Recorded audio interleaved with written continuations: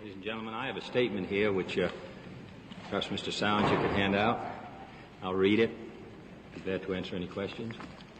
The time has come to set the record straight on civil rights legislation in this wind-up session of the Congress. All the senators joining me in this statement, as well as many others sharing these views, support effective civil rights legislation. We have not tried to match the 11th hour Republican tactic of substituting a political maneuver for effective legislation. Rather than yield to their efforts to play politics with a great moral question, we will take this issue in the fall to the American people.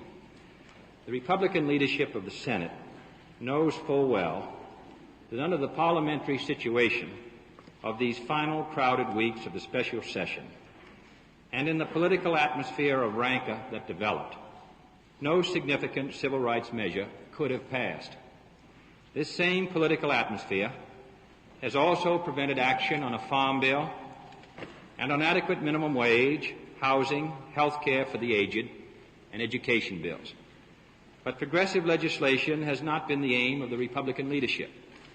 Their aim has been, one, to block the minimum wage bill, which in its first year of operation would have raised the wages of an estimated 1 million Negro workers. The aged health care, housing and education bills, which also would have meant major advances in the rights of our lower income and minority group members. A majority of Republicans voted against the minimum wage bill.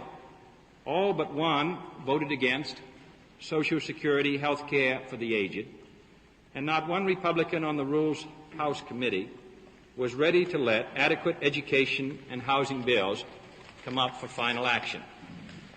Two, to embarrass the Democratic Party, which can point with pride not only to a more meaningful platform, but to the only record of legislative achievement in this field in over 3/4 of a century. Three, to conceal an empty record of their own.